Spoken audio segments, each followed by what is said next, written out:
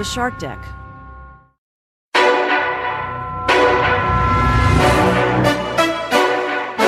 Hello and welcome to Palace Intrigue. I am your host, Mark Francis. Only Harry could knock himself off our editorial calendars. We wanted to tell you about Meghan and Harry's big night out at Ellen DeGeneres' vow renewal ceremony, but all the stories from Harry's older woman were too colourful to ignore. Even though it's possible H&M have been iced by Oprah, they are definitely still in Ellen's good graces after attending a party where Portia de Rossi surprised Ellen DeGeneres with a vow renewal ceremony officiated by Kris Jenner.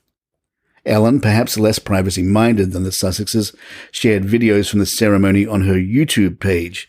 Fans noted Harry standing among other guests on one side of the room and a visibly emotional Meghan on the other. An insider told Page 6 they indeed attended and had a wonderful time celebrating Portia's birthday and the couple's vow renewal.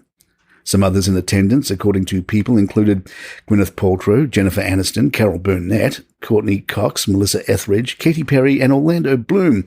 Brandi Carlile also performed at the party. In 2016, Meghan told Canadian magazine Best Health that she bonded with DeGeneres and de Rossi when they encouraged her to adopt a rescue dog. An insider tells The Sun that Harry and Meghan have ideas for the next project on Netflix. Fun flicks that will include rom-coms, feel-good and light-hearted programs.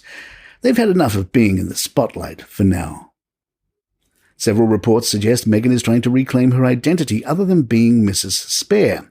Kinsey Schofield, host of the To Die For Daily podcast, told Fox News Digital, "I believe Meghan is planning on relaunching the TIG in February. Inspired by Gwyneth Paltrow, Meghan launched the TIG at the height of her Suits fame.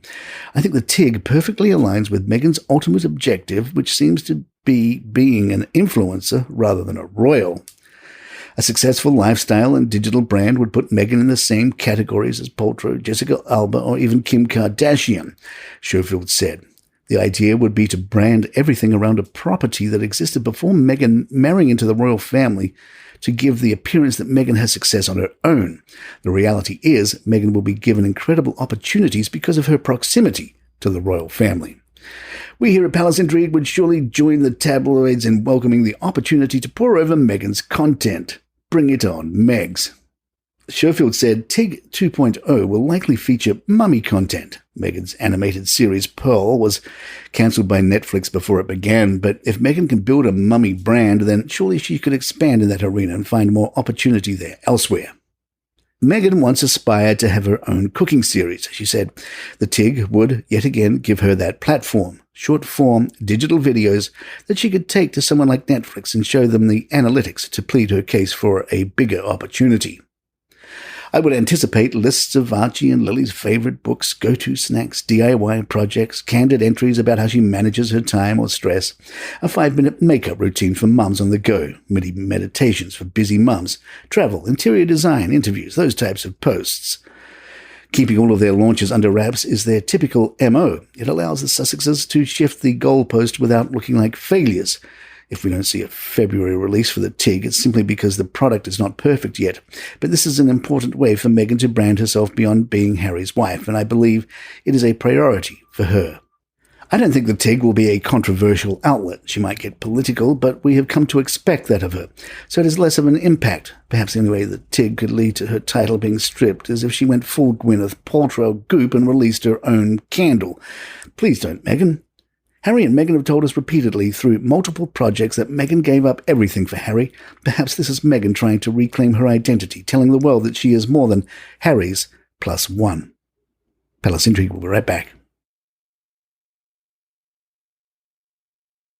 Meghan isn't going to like hearing about Harry's romp behind the bar. That's the option of royal expert Robert Hobson, who tweeted, "Loving the interviews with Harry's older woman in The Sun and Mail Plus. She seems down to earth, telling her truth for cash.